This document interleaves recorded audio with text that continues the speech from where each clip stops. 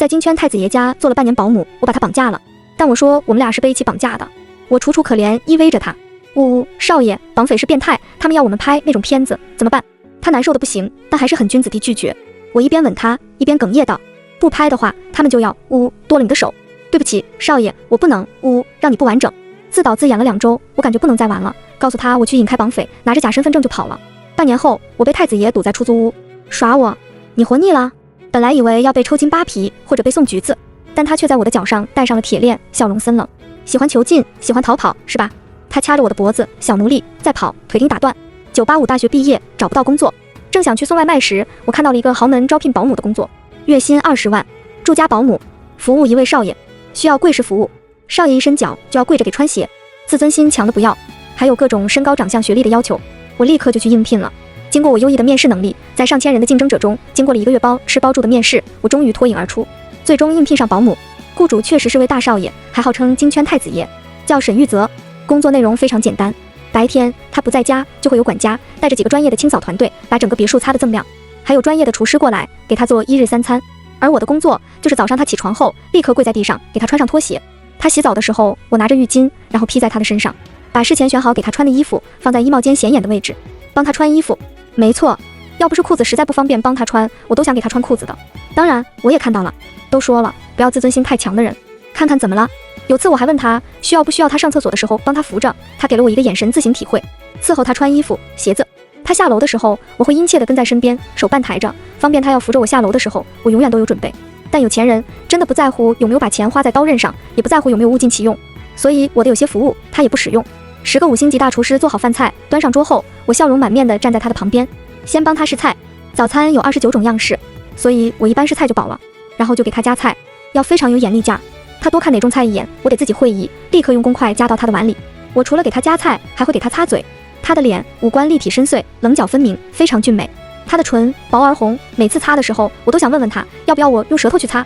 我可以提供这项服务，真的。他出门后就不需要我了，他的秘书会服务他的上班时间。每次我都依依不舍地送他上车，看着他的车驶离庄园，内心空洞又失落。我爱上了自己的客户，我好幸福啊！别墅里是不需要我打扫的，因为我服务的是太子爷本人。不过我平时叫他少爷。其他人做好了本职工作，都不会继续留在别墅内，而是去庄园里专门给下人准备的宿舍待着。而我是唯一一个住别墅的人，我睡的地方是少爷套房里的一个小单间，就跟古代守夜的丫鬟一样。房间里还有铃，只要少爷有需要，就按铃，我就能醒来伺候他。我们面试的项目特别多，包括睡觉死不死、打不打呼这一项。如果秘书没发信息叫我送饭过去，我是不用去公司给少爷送饭的。如果要送饭，那我就去送饭。我送饭坐的车都是迈巴赫。下午少爷回来，我会跪着给他换拖鞋。他一般只上几个小时班就回来了，回来的时间有时候是中午，有时候是下午3、4点。下午他一般会健身、游泳、看电影、打高尔夫、骑马。他一群朋友也来庄园玩，有时候他也出去玩。他回来的时候，我就需要适时在旁边说话了。他健身，我会告诉他最近热门的健身博主有哪些健身运动是流行的，我还得学会了自己示范给他看。这些都不是别人教我的，是我自己带入他，然后想到的贴身丫鬟。太监不就是搞这个？我还补了很多宫廷剧，看看那些丫鬟太监是怎么伺候主子的。这也是我在面试中脱颖而出的诀窍。要舔，谁有我舔？他看电影，那我就能把最近火的电影告诉他，还能告诉他影评、雷点和优点。我还能陪玩，啥运动我都会。运动就是被集训出来的了，在运动培训中也刷了不少人下去呢。堪比训练营，他运动完，我还会给他搓澡，这是我一天中最幸福的时候。自己喜欢的人脱光了在自己面前，还能给他搓澡，这是多么天大的恩赐啊！我还学了几套按摩手法，每次都把他按得爽了。后来我偷偷带了手机，把他的叫声给录了下来。每当夜深人静时，我都插上耳机偷偷听，每次都听得我心肝直颤。他的肌肉结实，线条流畅，沾满了水珠的身体，简直是造物主的恩赐。但他上一个贴身保姆，就是因为肖想他的肉体，给他搓澡的时候爬进了他的浴缸，而惨遭开除，还被起诉猥亵他的肉体。所以我每次都克制住了爬进他浴缸的冲动。我给他洗澡，还会和他说各种当天的时事新闻，这就很考验记忆力了，还要有各种政治经济历史方面的知识，这个我是恶补的。好在我记忆力不错。总之他在别墅里的时候，我真的贴身跟着他。在我之前，他换了3个保姆，每个都是因为肖想他的肉体被开除了。但是每天给他洗澡，我真的很难不爱上他，毕竟那也算肌肤相亲。而且他人也很好，他几乎不发脾气。我讲笑话，他也会笑；我讲新闻，他蹙眉。我讨好的问他为什么蹙眉，他也会给我讲新闻背后涉及的各种势力的争斗。我能根据他面瘫式的表情判断出他想不想说话。最重要的是，第1个月结束后，他给我涨工资，直接涨到了50万。忘了说一点，我工作第1天就收到了第1个月的工资20万。人家还是先付钱后让我干活的，而且这个活也太简单了。我对他的喜欢与日俱增，每次和他靠近，我都忍不住闻他身上的味道。当然，我很小心，他身上有一股淡淡的冷香味。洗澡的时候，我的手指触摸到他炙热的肌肤，我感觉小腹下面都酥酥麻麻的了。他的小内内穿了超过3次就不要了，我已经收集了一箱，放在我的床底下。有时候我实在太渴望他了，还会拿出来狠狠地闻一闻。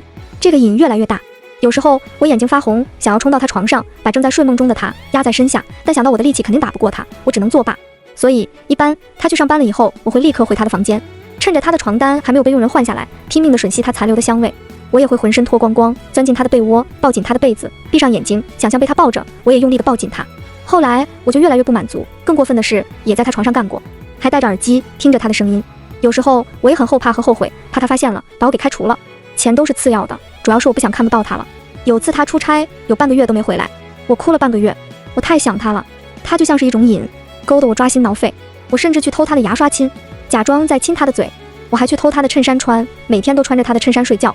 我每次都躲在那间属于我的小房间哭，然后把我思念都发在网络上。渴望你的肌肤，渴望你的呼吸，渴望闻着你的味道睡觉。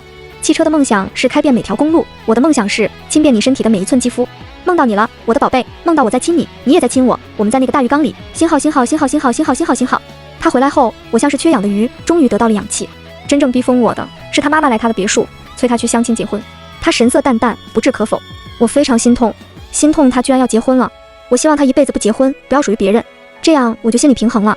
他很完美，大家都只能看到吃不到，那我心里就平衡了。可是要是有人能吃到他，我真的心痛而死。他能懂他的美吗？他会有我那么爱他吗？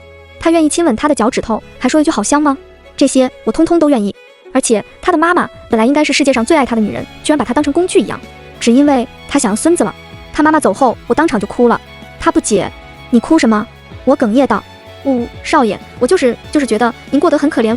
夫人，他都不关心你想要什么，一直在说他想要什么。少爷，这个世界太对不起您了。他很惊奇，想了想道，我没什么想要的。我擦了擦眼泪，红着眼睛道，这个世界没什么东西配得上您。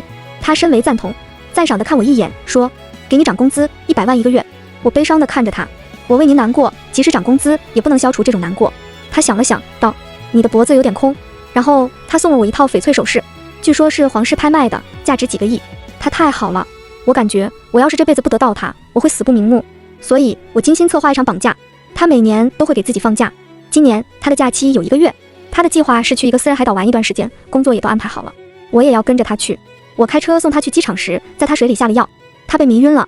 然后我把车开到了我事先租好的一栋在郊区的别墅，我使了吃奶的劲儿，才把他给背到房间，然后把他绑了起来，在屋里开了空调，确保他不会冷以后，我就把他的衣服全部都扒了，只留了一条小内内。然后我把别墅里的所有大门紧锁，然后把自己也绑在他身边。我终于幸福地靠在他身上了，还使劲嗅嗅他身上的味道。屋内没开灯，窗帘被拉上了，很是昏暗。强忍着舔他肌肤的冲动，我耐心等着他醒来。过了2个小时，我都睡着了，他才把我叫醒。我迷茫地看着他，少爷，我怎么睡着了？他不安地动了动，蹙眉，我们被绑架了啊？怎么回事？我使劲挣扎，好像才发现他没穿衣服。我一看自己，啊的尖叫一声，少爷，我的衣服也被扒了。他看看我，别开了眼。门外响起砰砰砰的砸门声，还有一个浑厚的男声响起，闭嘴，你们被绑架了。我忙道，你们想要什么我们都给，别伤害我们。有点臭钱了不起？告诉你们，老子最看不起有钱人，老子就是要羞辱你们。你们2个看到那个监控没？给我拍3级片，不拍的话，我明天早上就剁了男的鸡鸡。说完，门又被狠狠捶了几下，没声音了。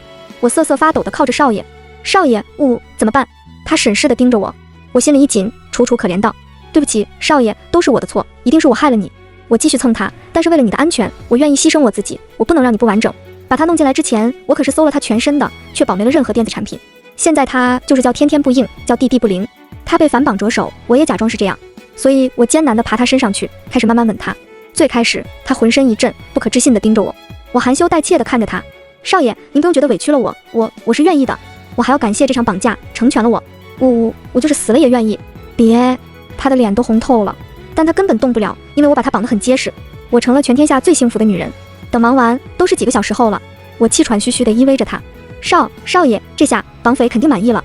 他浑身还红红的，他不可置信地看着我，不用继续了吧？我不好意思道，对不起，我没忍住，主要您太美味了。过了半天他才道，我想洗澡。我想答应他，因为爱一个人就是他提任何要求我都想答应，但是我不想他洗掉我们爱的痕迹。而且闻起来多美味啊！我就喜欢空气中充斥着这种气息，我们都应该浸泡在里面。所以我小鸟依人靠着他。可是现在我们俩都被绑着，怎么洗澡吗？少爷，咱们就这样呗。我小声在他耳边撒娇，人家还不想洗掉你的痕迹吗？他浑身都抖了抖，耳朵都红透了。我心满意足地痴迷地盯着他宝石般深邃的眼睛，他受不了地移开视线。你那样都行，怎么就不能洗澡了？他催我，快点。我咬着唇，委屈道，好，我试试。说着，我慢吞吞爬下来，然后假装试图解开自己的绳索。过了半天，我才到，幸好这个绑匪没把我的手给铐起来。他的手，我用了手铐把他给铐了起来，没钥匙打不开。我委屈地解开自己脚上的绳子，小声道，万一绑匪看到我解开绳子进来对我们不利怎么办？他不理我，没办法，我只能也解开了他浑身的绳子。幸好他的手铐没钥匙解不开。我们之前是在沙发上躺着的，灯的电闸是被拉下来的，不过房间的套间里还有电，也有热水，而且还有一个大浴缸。我说，少爷，你要上厕所吗？我羞涩道，你的手背在后面。他没说话，我就羞涩地帮他了。有时候我也怀疑自己是个变态。我咬着唇，这个绑匪还挺好的，这个环境比那种废弃楼房好很多了，是不是？他抱怨，这里脏死了，我想回家。我忙安抚他，少爷，咱们被绑架了，你要认清形势啊。他又不说话了。我在浴缸里放了水，示意他进去。他摇摇头，嫌弃道，我不用别人用过的东西，这个是新的，是我特意装的，但我不能说。所以没一会儿，外面又响起了一个粗暴的男声，还知道洗澡，怎么不把你们给美死呢？给我在洗手间拍，不拍就把你们都给剁了。我瑟瑟发抖地抱住少爷，少爷，他怎么现在连我也要剁了呀？他好变态。他不自在道，你都不知道他怎么这妖变态，我怎么知道？我振作了一下精神道，少爷，我把浴缸全部都洗一遍，而且这浴缸一看就是新的，肯定没人用过，我们就按照他的要求做，万一他弄死我们怎么办？说着我就撅着屁股开始卖力地洗浴缸。少爷就在旁边看，他悠悠道，幸好这是夏天，要我冬天休假还不得冻出毛病来。那可不，但我忧愁地说，没准冬天出行咱们就不会遇到绑匪了。没想到现在的人都这么变态了，居然只是想看咱们俩的活春宫。我扶着他进了浴缸，然后按照平时的节奏给他搓澡，看着水雾弥漫，氤氲着他绯红的俊美的脸，我感觉我是世界上骑着马幸福地奔跑在草原上的小女孩。等出来，我们俩都累了。他问，没衣服吗？我立刻去衣柜那里看，道，只有贴身的小内内。他啧了一声，这变态不懂，衣服要一件一件脱才有意思吗？整天光着跟野人有什么区别？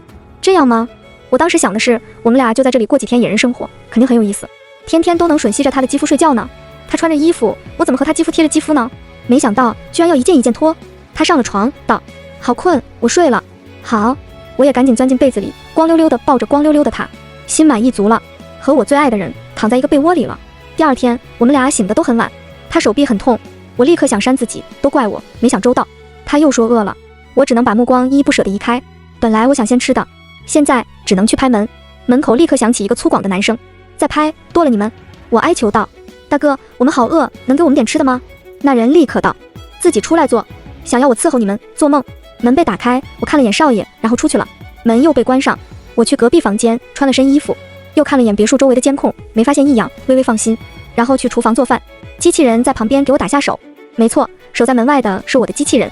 而绑架沈玉泽前，因为他本身就休假，我只要用他的手机给伺候他的人说计划变了，不去海岛了就行，这样谁都不会发现他被绑架了。我用电脑破解了他的手机，把信息浏览了一遍，他家人的信息用他的口吻回复了，然后才端着饭菜，提着他的衣服，背后机器人浑身裹得严严实实，拿了一把假枪顶住我的脑袋，和我一起进来了。沈玉泽目光镇定地看着我们，我快哭了，小声求饶，大哥，求你了，别杀我们，你叫我们做什么我们就做什么。机器人冷哼一声，然后道，你去把他给我绑起来，不然杀了你们。我赶紧道，好。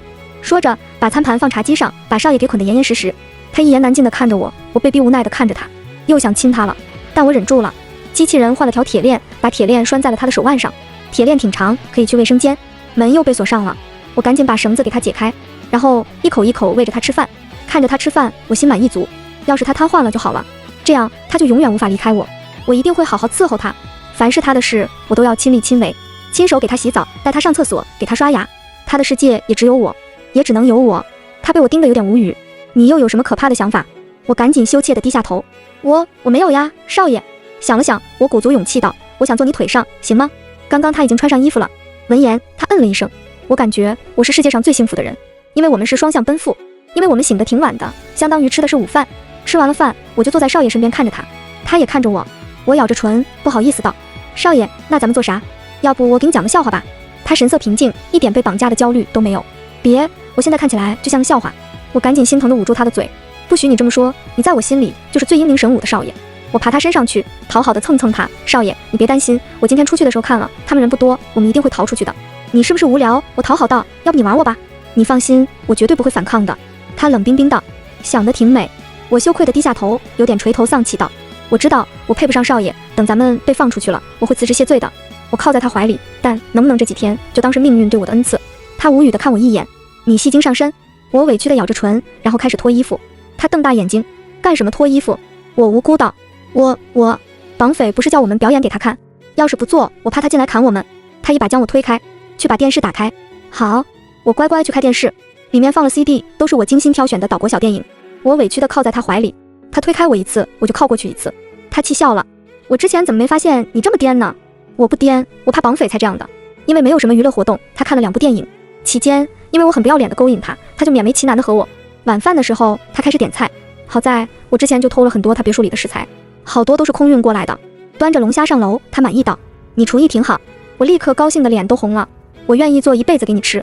他哦了一声，我痴痴的看着他，他塞了一块肉到我嘴里，我立刻吐了出来。他蹙眉，嫌弃我？那你下午抢着吃我口水？我羞涩道，没有呀，少爷，这是你第一次喂我吃东西，我想把这块肉裱起来，珍藏一辈子。他做了个恶寒的动作，不理我了。吃了饭，他伸了个懒腰，去和绑匪说一声我要去游泳，把水给我换一遍。我犹豫道，少爷，这不好吧？这里不是咱们家呀。他瞥我一眼，不答应我就不拍片了。他好聪明啊。我崇拜地看着他，一下子就抓住了绑匪的痛处。我自由出入房间了。对他的理由是，我一个女人，他们能放心点。少爷，我现在是女人了，是您把我变成女人的。可爱表情。这别墅有一个泳池，在楼顶，比较小。我吭哧吭哧把泳池洗了一遍，然后又放了2次水，才欢快地冲回房间去叫少爷。机器人又全副武装，给他换了一条更长的链子，能在整个别墅随意走动的长度。好在少爷完全没有要逃跑的心思，甚至他都不关心别墅里有几个绑匪，看起来他像是来度假的。他到了楼顶，舒服地伸展身体，然后呼吸了一下新鲜空气。我狗腿地在他身边问，少爷，要我给你拉伸一下吗？他高贵冷艳地嗯了一声。听着他的声音，我又想对他，我忍着，爱情就是伟大的。他在里面游泳，就像一条美人鱼在碧蓝的海里游，我的心情瞬间就悲伤不已。他这么美好，却只属于我几天而已。以后他的身体就属于另一个女人了，他会抱另一个女人，会和对方亲热，没准他还会主动亲对方。我和他亲热的时候，他都不愿意亲我，还是我再三保证，我绝对把自己洗干净了，他才勉为其难地亲我一下。虽然他后来也痴迷上了亲我的感觉，但他还是不愿意亲我的嘴，因为他说我的嘴亲过他的脚，他嫌脏。就算我立刻去刷牙，他还是嫌弃。虽然我强硬地吻了上去，但他对我的一切都是我强求来的。我是个强盗，可是我能怎么办？我只是太爱他了，我从来没爱过人，我真愿意什么都奉献给他。他游到我身边，不解地问，你又哭什么？我抽抽噎噎想要说话，他就道，感觉你一哭我就要倒霉。我不可置信地看着他，我这么爱他，他居然这么不怜香惜玉，我更委屈了。他湿漉漉的修长的手指擦了擦我的眼泪，从水里起身，湿淋淋地坐在我身边。怎么啦？我抽抽噎噎。你对我从来呜呜，从来没有主动过，都是我主动的呜呜呜。你还不亲我？你说我脏？呜呜。他捧着我的脸，然后认命的想要亲下来。我立刻嘟起了嘴，配合他。他的唇软软的，温热的，比果冻还美。我真幸福。少爷真的很难伺候，他的要求越来越多，说房间小他住不惯，说他要去骑马，要去海边钓鱼，还说他要打高尔夫，说整天闷着他要死了。我很无措，我感觉他每次在说这个的时候，就是在谴责我。我只能央求他别想那些得不到的东西了，因为我们在被绑架。他说让我去和绑匪谈，这根本就不行嘛。这别墅又不是他的庄园，也不是他的海岛，哪里有马给他骑？我说绑匪说，要是他给我那个，绑匪就让他去打高尔夫，然后他就不受骗了。机器人在门外骂，你和绑匪讲诚信，你是不是傻？老子就是耍你们又怎么样？然后机器人发出一长串结结结的大笑声。少爷，你这么看着我做什么呀？我无措地咬着唇，脸色还很潮红。是他们不讲诚信，骗了我们，又不是我骗了你。他气哼哼地躺床上去了。他也惩罚我，不管我怎么勾引他，他就是不上钩。就算他自己也难受，他也不要我碰他。还是我半夜对着他冷漠的背影呜呜咽咽的哭，把他的背打湿了，也把他给吵醒了，他才理我。别哭了，睡觉。我蹭到他怀里，你不抱我，也不和我爱爱，我睡不着。他推我，我出不去，我还睡不着呢。胡说，你刚刚明明睡着了，是我把你吵醒的。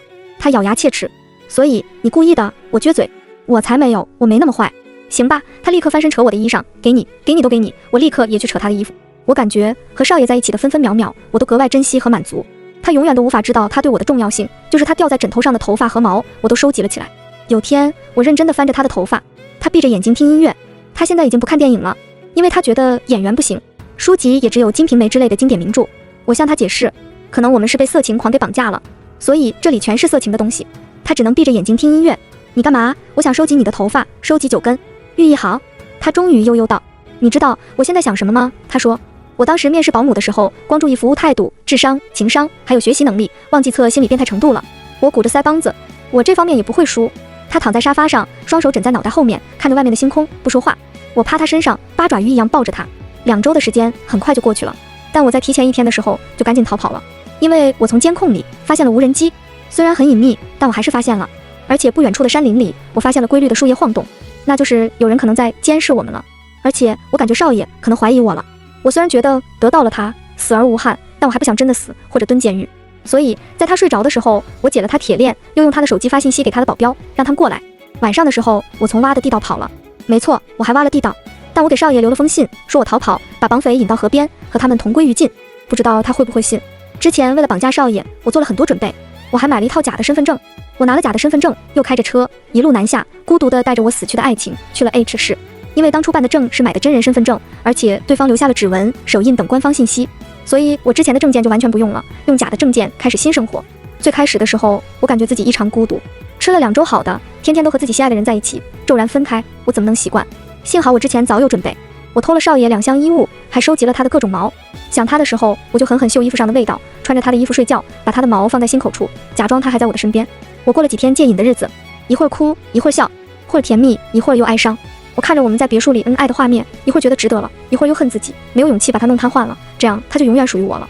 过了段时间，我感觉我不能再自闭的待家里了，我得开始新生活，于是我才出去。但我做什么事都索然无味，我控制不住的想，少爷在做什么？他会不会身边已经有新人了？他会不会记得我？毕竟我是夺走了他的雏鸟的人。我感觉我太失败了。